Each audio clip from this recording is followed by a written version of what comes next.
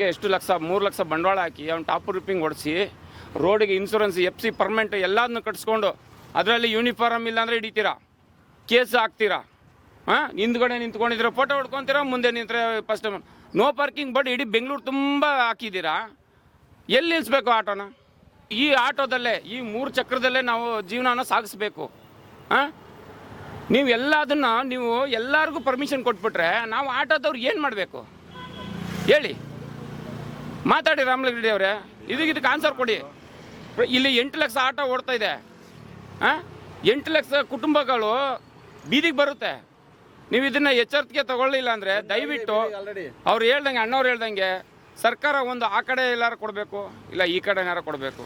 ಮಧ್ಯದಲ್ಲಿ ಅಡ್ಗೋಡೆ ಮೇಲೆ ದೀಪ ಇಟ್ಟಂಗೆ ಮಾಡಿಬಿಟ್ರೆ ಏನು ಸಮಸ್ಯೆ ಗೊತ್ತಾ? ನಾವು ಎಲ್ಲರನ್ನೂ ನಂಬ್ತೀವಿ. ಇಲ್ಲಿ ಆಟೋ ಚಾಲಕರು ಅಂದರೆ ಬರೀ ಆಟೋ ಚಾಲಕರು ಮಾತ್ರ ಇಲ್ಲ ರೀ. ಆಟೋ ಓಡಿಸಿದ್ರೆ ಆಟೋದವನು ಮಾತ್ರ ಜೀವನ ನಡೀತಾ ಇಲ್ಲ. ಪೇರ್ ಪಾರ್ಟ್ಸ್ ಅವನು, ಪೇಂಟಿಂಗ್ ಅವನು, ಟಿಂಕರಿಂಗ್ ಅವನು, ಗ್ಯಾಸ್ ಕ್ಲೀನ್ ಮಾಡೋವನು, ಟಾಪ್ ರೂಪಿಂಗ್ ಹೊಡೆಯೋನು, ಆಮೇಲೆ ಅದನ್ನು ಪ್ಯಾಚ್ ಮಾರ್ಕ್ ಮಾಡೋವನು, ಫೈರ್ ಸರ್ವಿಸ್ ಮಾಡೋವನು, ಗ್ಯಾಸ್ ಹಾಕೋನು, ಗ್ರೀಸ್ ಮಾಡೋವನು, ಈ ಥರ ಎಷ್ಟೋ ಕುಟುಂಬಗಳು ಬದುಕ್ತಾ ಇದೆ. ಯಾಕೆ ರಾಮಲಿಂಗಾರೆಡ್ಡಿ ಅವ್ರಿಗೆ ಅರ್ಥ ಆಗ್ತಾ ಇಲ್ಲ? ವೈ? ಒಂದು ಕುಟುಂಬದಲ್ಲಿ ಒಬ್ಬ ಆಟೋದವನು ಅವ್ರ ಮಕ್ಕಳನ್ನ ಕಾರ್ಮೆಂಟ್ಗೆ ಹಾಕಿ ಪ್ರತಿ ಖರ್ಚನ್ನ, ಅದರಲ್ಲೂ ಹಿಂದೂಗಳಿಗೆ ಎಷ್ಟು ಹಬ್ಬ ಬರುತ್ತೆ, ಎಷ್ಟು ಬಟ್ಟೆ ತೊಗೋಬೇಕು, ಎಷ್ಟು ಬರ್ತ್ಡೇ ಮಾಡಬೇಕು, ಎಲ್ಲದನ್ನೂ ಈ ಆಟೋದಲ್ಲೇ ಈ 3 ಚಕ್ರದಲ್ಲೇ ನಾವು ಜೀವನನ ಸಾಗಿಸ್ಬೇಕು. ನೀವು ಎಲ್ಲರಿಗೂ ಪರ್ಮಿಷನ್ ಕೊಟ್ಬಿಟ್ರೆ ನಾವು ಆಟೋದವ್ರು ಏನು ಮಾಡಬೇಕು ಹೇಳಿ? ಮಾತಾಡಿ ರಾಮಲಿಂಗಾರೆಡ್ಡಿ ಅವರೇ, ಇದಕ್ಕೆ ಆನ್ಸರ್ ಕೊಡಿ. ಇಲ್ಲಿ 8 ಲಕ್ಷ ಆಟೋ ಓಡ್ತಾ ಇದೆ, 8 ಲಕ್ಷ ಕುಟುಂಬಗಳು ಬೀದಿಗೆ ಬರುತ್ತೆ. ನೀವು ಇದನ್ನು ಎಚ್ಚರಿಕೆ ತಗೊಳ್ಳಿಲ್ಲ ಅಂದರೆ ದಯವಿಟ್ಟು ಅವ್ರು ಹೇಳ್ದಂಗೆ, ಅಣ್ಣವ್ರು ಹೇಳ್ದಂಗೆ ಸರ್ಕಾರ ಒಂದು ಆ ಕಡೆ ಎಲ್ಲಾರು ಕೊಡಬೇಕು, ಇಲ್ಲ ಈ ಕಡೆ ಏನಾರು ಕೊಡಬೇಕು. ಮಧ್ಯದಲ್ಲಿ ಅಡ್ಗೋಡೆ ಮೇಲೆ ದೀಪ ಇಟ್ಟಂಗೆ ಮಾಡಿಬಿಟ್ರೆ ಜನರ ಜೀವನ. ಇವತ್ತು ಒಬ್ಬ ಮನುಷ್ಯ 500 ರೂಪಾಯಿ ಮಾಡಿಲ್ಲ ಅಣ್ಣ, ಬೆಳಗ್ಗೆ ನಾನು 300 ರೂಪಾಯಿ ಮಾಡಿಲ್ಲ ಅಣ್ಣ, ಟಿಫನೇ ಮಾಡಿಲ್ಲ ಅಂತಾರೆ ಎಷ್ಟೋ ಜನ. ಅಣ್ಣ ಇವತ್ತು ಬೋಣಿನೇ ಆಗಿಲ್ಲ, ಟಿಫನೇ ಮಾಡಿಲ್ಲ ಅಂತಾನೆ. ಆಟೋಗೆ ಎಷ್ಟು ಲಕ್ಷ 3 ಲಕ್ಷ ಬಂಡವಾಳ ಹಾಕಿ ಅವ್ನು ಟಾಪ್ ರೂಪಿಂಗ್ ಹೊಡಿಸಿ ರೋಡಿಗೆ ಇನ್ಶೂರೆನ್ಸ್ FC ಪರ್ಮನೆಂಟ್ ಎಲ್ಲದನ್ನು ಕಟ್ಸ್ಕೊಂಡು ಅದರಲ್ಲಿ ಯೂನಿಫಾರ್ಮ್ ಇಲ್ಲಾಂದರೆ ಹಿಡಿತೀರಾ, ಕೇಸ್ ಹಾಕ್ತೀರಾ. ಹಿಂದ್ಗಡೆ ನಿಂತ್ಕೊಂಡಿದ್ದೀರಾ, ಫೋಟೋ ಹೊಡ್ಕೊತೀರಾ, ಮುಂದೆ ನಿಂತರೆ ಫಸ್ಟ್ ನೋ ಪಾರ್ಕಿಂಗ್ ಬೋರ್ಡ್ ಇಡೀ ಬೆಂಗಳೂರು ತುಂಬ ಹಾಕಿದ್ದೀರಾ. ಎಲ್ಲಿ ನಿಲ್ಲಿಸ್ಬೇಕು ಆಟೋನ? ಅದಕ್ಕೂ ಹಿಂದ್ಗಡೆಯಿಂದ ಸೈಲೆಂಟಾಗಿ ಬಂದು ಫೋಟೋ ಹೊಡೆಯೋಕೆ ಬಿಟ್ಬಿಟ್ಟಿದ್ದೀರಾ. ಇವತ್ತು ನಿನ್ನ ಕೇಸ್ ಇದಪ್ಪ, ಸೈಡ್ಗೆ ಹಾಕಪ್ಪ, ಹಳೆ ಕೇಸ್ ಕ್ಲಿಯರ್ ಮಾಡು. ಅವನು ದುಡ್ಡಿರಲ್ಲ. ಪರ್ಫೆಕ್ಟಾಗಿ ಎಲ್ಲದನ್ನೂ ಮಾಡಿ ಜೀವನ ಮಾಡೋಕ್ಕೆ ಆಗೋದಿಲ್ಲ. ನಾನು ಬರ್ದು ಕೊಡ್ತೀನಿ, ಅದರಲ್ಲಿ 5% 6% ಮಾತ್ರ ಇಡೀ ಆಟೋ ಚಾಲಕರಿಗೆ ಹೇಳ್ತಾ ಇದ್ದೀನಿ. 5% 6% ಮಾತ್ರ ಅವ್ನು ಪರ್ಫೆಕ್ಟಾಗಿ ಯಾರೋ ಇರೋನು.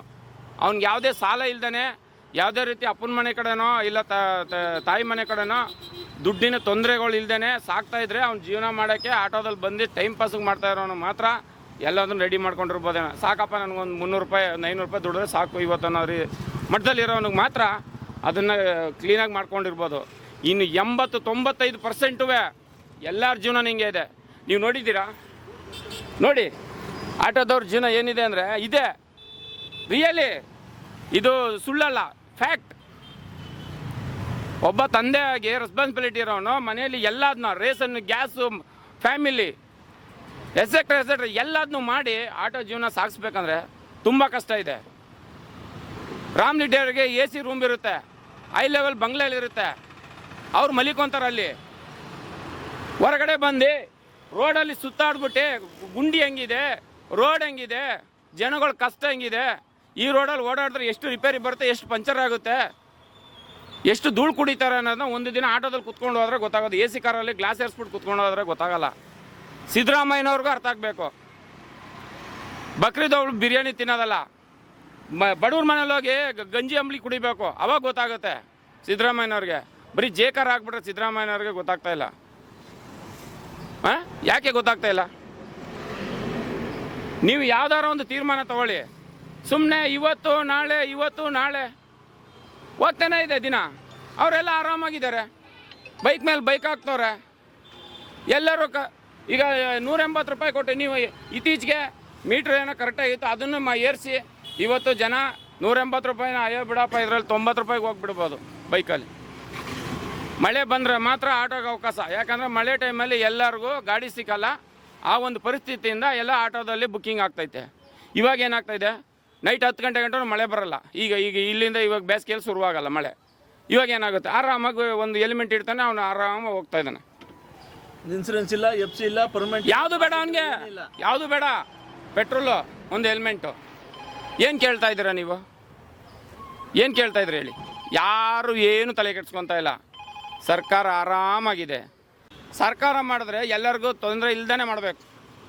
ಏನು ಮಾಡ್ತಾಯಿದ್ರ? ಒಂದು ರೋಡ್ ಡೆವಲಪ್ ಇಲ್ಲ, ಒಂದು ಕೆಟ್ಟೆ ಕರೆ ಹಳ್ಳಿ ಕಡೆ ಒಂದು ಕೆರೆಗಳು ಇಂಪ್ರೂವ್ಮೆಂಟ್ ಇಲ್ಲ. ಹಳ್ಳಿ ಕಡೆ ಎಷ್ಟು ರೋಡ್ ಕಿತ್ತೋಗಿದೆ ಗೊತ್ತಾ? ಸಿಟಿಲಿ ಹೆಂಗೆ ಕಿತ್ತೋಗಿದ್ದಾನೆ, ಹಳ್ಳಿ ಕಡೆ ಹೇಳ್ಬೇಕೆ? ಹಾಂ, ಆ ಬಸ್ ಬಿಡ್ತೀರಾ, ಆ ಶನಿವಾರ ಭಾನುವಾರ ಬಸ್ಸೇ ಇರಲ್ಲ ಅವು ಜನಗಳು ಓಡಾಡೋಕ್ಕೆ. ಹಾಂ, ರಾಮಲಿಂಗದೇವ್ರು ಏನು ಮಾಡ್ತಾರೆ? ಆರಾಮಾಗಿ ಅಲ್ಲಿ ಇದ್ದಾರೆ. ಎಷ್ಟು ಬಸ್ಸು ಓಡ್ತದೆ, ಏನು ಮೇಂಟೈನ್ ಮಾಡ್ತಾರೆ? ಹಾಂ, ಶನಿವಾರ ಭಾನುವಾರದ ಜನ ಬಸ್ ಸ್ಟ್ಯಾಂಡ್ ಒಳಗೆ ಬಿದ್ದು ಸಾಯ್ತಾವ್ರೆ. ಬಸ್ ಇಲ್ಲ. ನೀವು ಫ್ರೀ ಬಿಟ್ಟಿದ್ದೀರಾ, ಮಹಿಳೆಯರೆಲ್ಲ ತುಂಬ್ಕೊತಾ ಇದ್ದಾರೆ. ಹಾಂ, ಮಕ್ಕಳು ಮರಿ ಎಲ್ಲ ಹೋಗಬೇಕು, ಎಲ್ಲೋ ಹೋಗೋಕ್ಕಾಗ್ತೈತೆ? ಒಂದು ಸತಿ ಹೋಗಿ ನಿಂತ್ಕೊಂಡ್ರೆ 7 ರಿಂದ 8 ಬಸ್ಸು ಅವನು ಬಿಡಬೇಕು. ಯಾಕಂದರೆ ಎಲ್ಲ ಬಸ್ಸು ರಸ್ಸಾಗಿ ಬರ್ತದೆ. ಶನಿವಾರ ಬರೋ ಎಲ್ಲರೂ ಊರ್ಕೊಳ್ತಾರೆ. ನೀವು ಬಸ್ ಕಮ್ಮಿ ಮಾಡಿದ್ದೀರಾ, ನೀವು ಫ್ರೀ ಕೊಟ್ಟಿರೋದ್ರಿಂದ. ಫ್ರೀ ಟಿಕೆಟ್ ಕೊಡೋದ್ರಿಂದ ನಿಮ್ಗೆ ಲಾಸ್ ಆಗ್ತದೆ. ಡೀಸೆಲ್ಲು ಎಕ್ಸ್ಪೆನ್ಸು, ಅದ್ರದ್ದು ಏನೇನು ಖರ್ಚಾಯ್ತು ಅದೆಲ್ಲ ಲಾಸ್ ಆಗ್ತದೆ. ನಿಮ್ಗೆ ಗೊತ್ತು, ಬಸ್ ಕಮ್ಮಿ ಮಾಡಿದ್ದೀರಾ. ಸವಲತ್ತು ಕೊಡೋದು ಹೆಚ್ಚಾಗಲಿ ಅಂತ ಬಸ್ಸು ಕಮ್ಮಿ ಮಾಡಿಬಿಟ್ಟು ನೀವು ಜನಗಳಿಗೆ ತೊಂದರೆ ಕೊಡೋಕ್ಕೆ ನೀವು ಬಸ್ಸನ್ನ ಬಿಡಬೇಕಾ? ಹಾಂ, ಸ್ಕೂಲಿಗೆ ಬಿಟ್ಟಿದ್ದಾರೆ, ಸೋಫಿಯಾ ಸ್ಕೂಲಿಗೆ ಬಿಟ್ಟಿದ್ದಾರೆ. ಬಸ್ಸು ಪಬ್ಲಿಕ್ಕಿಗೆ ಬಿಡ್ತಾ ಇಲ್ಲ. ನಾನು ನೋಡ್ತಾ ಇದ್ದೀನಿ, ಇದೇ ಚಾಲುಕ್ಯ ಹೋಟ್ಲ್ ಹತ್ರ ಎಲ್ಲ ಸ್ಕೂಲಲ್ಲೂ ಇದೆ ಬಸ್ಸು. ಏನಕ್ಕೆ ಬಿಡಬೇಕು? ನಿಮ್ಮ ಯೋಗ್ತಾಗೆ ಸ್ಟಿಕ್ಕರ್ ಹಾಕೊಂಡು ಓಡಾಡ್ತಾ ಇದ್ದೀರಾ, ನಾಚಿಕೆ ಆಗಬೇಕು. ಸಿದ್ದರಾಮಯ್ಯ ಅವರೇ, ಬಸ್ಸಿಗೆ ಸ್ಟಿಕ್ಕರ್ ಹಾಕೊಂಡು ಓಡಾಡ್ತಾ ಇದ್ದೀರಾ, ಕಾಸಿಲ್ದಾನೆ ಭಿಕ್ಷೆ ಹತ್ಬಿಟ್ಟು ಸ್ಟಿಕ್ಕರ್ ಹಾಕಿದ್ದೀರಲ್ಲ, ನಾಚಿಕೆ ಆಗಲ್ವಾ? ಬಸ್ನ ನಂಬರ್ ಬಿಟ್ಬಿಟ್ಟು ಸ್ಟಿಕ್ಕರ್ ಹಾಕೊಂಡು ಹೊಡಿತಾ ಇದ್ದಾರಲ್ಲ, ಇನ್ಯಾವ ರೀತಿ ಯೋಗ್ಯತೆ ಇವ್ರು ಸರ್ಕಾರ ಮಾಡ್ತಾ ಇದಾರೆ ಅಂತ ಯೋಚನೆ ಮಾಡಿ. ಸರ್ಕಾರ ಮಾಡಿದ್ರೆ ಸರ್ಕಾರ ಥರ ಇರಬೇಕು, ಕುರಿ ಟಗರ್ ಥರ ಇರೋದಲ್ಲ. ಕುರಿನ ಬಲಿ ಕೊಡೋ ಥರ ಮಾಡ್ತಾ ಇದ್ದಾರೆ ಇವರು. ಯಾರನ್ನ ಉದ್ಧಾರ ಮಾಡ್ತಾ ಇದ್ದಾರೆ ಗೊತ್ತಾ? ಬೆಂಗಳೂರಲ್ಲಿರ್ತಕ್ಕಂಥ 90% ಫೈನಾನ್ಸ್ ಅವ್ರನ್ನ ಉದ್ಧಾರ ಮಾಡ್ತಾ ಇದ್ದಾರೆ. 20% ಅವನು 1 ವಾರ ಕಟ್ಟಿಲ್ಲ ಅಂದರೆ 10,000 ತೊಗೊಂಡಿದ್ರೆ 500 ರೂಪಾಯಿ ಪೆನಾಲ್ಟಿ, 20,000 ತೊಗೊಂಡಿದ್ರೆ 1,000 ರೂಪಾಯಿ ಪೆನಾಲ್ಟಿ. ಇಲ್ಲಿ ಓಡ್ತಾ ಇರೋದೇ ಜೀವನ ಬಂದು ಎಲ್ಲರೂ ಫೈನಾನ್ಸನ್ನು ಏಕೆಂದ್ರೆ ಅವ್ನು ವಿಧಿ ಇಲ್ಲ, ನಡೆಸಬೇಕು. ಆ ಟೈಮ್ಗೆ ಮಕ್ಕಳಿಗೆ ಫೀಸ್ ಕಟ್ಟಬೇಕು, ಅವ್ರಿಗೆ ಬಟ್ಟೆ ಬರಿ ಕೊಡಿಸ್ಬೇಕು, ಒಳ್ಳೇದು ಕೆಟ್ಟದ್ದು ಮಾಡಬೇಕು. ಮನೇಲಿ ಪ್ರತಿಯೊಂದು ಇರುತ್ತೆ. ಸವಲತ್ತು ಕೊಟ್ಟಿದ್ದಾರೆ ಅಂತಾರೆ. ಏನು ಸವಲತ್ತು ಕೊಟ್ಟವ್ರೆ? ಹಾಂ, ಏನು ಸವಲತ್ತು ಕೊಟ್ಟವ್ರೆ?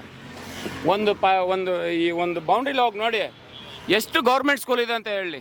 ಸಿದ್ದರಾಮಯ್ಯರಾಗಲಿ ಅವ್ರು ಯಾರು ಅವ್ರ ಹೆಸರು? Education minister. ಹಾಂ, ಮಧು ಬಂಗಾರಪ್ಪವ್ರೆ, ತಿಳ್ಕೊಳ್ಳಿ. ಸದಾಶಿವನಗರದಲ್ಲಿ ಆರಾಮಾಗಿರೋದಲ್ಲ. ನಿಮ್ಮ ಗೌರ್ಮೆಂಟ್ ಸ್ಕೂಲ್ ಎಷ್ಟಿದೆ ಅಂತ ಸರ್ವೆ ಮಾಡಿ ಫಸ್ಟು. ಇಡೀ ಕರ್ನಾಟಕ ತುಂಬ ಬಿದ್ದು ಮುರಿದು ಅಲ್ಲಿ ಎಲ್ಲ ನೇತಾಡ್ತಾ ಇದೆ. ಮಕ್ಕಳ ತಲೆ ಮೇಲೆ ಕಟ್ತಾ ಇಲ್ಲ. ರಿಪೇರಿ ಮಾಡೋಕ್ಕೂ ನಿಮ್ಮ ಹತ್ರ ಕಾಸಿಲ್ಲ, ರಿಪೇರಿನೂ ಮಾಡಿಸ್ತಾ ಇಲ್ಲ. ಬರೀ ಈ ಥರ ಮೀಡಿಯಾದಲ್ಲಿ ಫೇಸ್ಬುಕ್ಕು, ವಾಟ್ಸಪ್ಪು, ಟ್ವಿಟ್ಟರು ಇದೇ ಹೋಗ್ತಾ ಇದೆ. ಹಿಂಗೆ ಹೋಗ್ತಾ ಇದೆ ಜೀವನ. ನಿಮ್ಮಿಂದ ನಮಗೆ, ನಮ್ಮಿಂದ ನಿಮಗೆ, ಆಮೇಲೆ ಮೀಡಿಯಾದಲ್ಲಿ ಒಂದಿನ ಬರುತ್ತೆ ಅಷ್ಟೇ.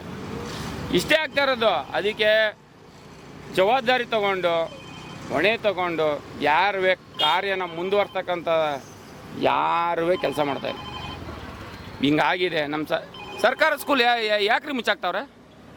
ಸರ್ಕಾರ ಜಾಗಗಳನ್ನ ಏನು ಮಾಡ್ತಾವ್ರೆ? ದೊಡ್ಡ ಕಂಪ್ನಿಗಳಿತ್ತು ಅಲ್ಲ, ದೊಡ್ಡ ಫ್ಯಾಕ್ಟ್ರಿಗಳಿತ್ತು. ಕಿರ್ಲೋಸ್ಕರ್ ಇತ್ತು, ಲುಲು ಮಾಲ್ ಹತ್ರ ದೊಡ್ಡ ಫ್ಯಾಕ್ಟ್ರಿಗಳಿತ್ತು. ಎಲ್ಲ ಮುಚ್ಚಿ ಬಿಲ್ಡಿಂಗ್ ಕಟ್ಕೊಳ್ಳಿ.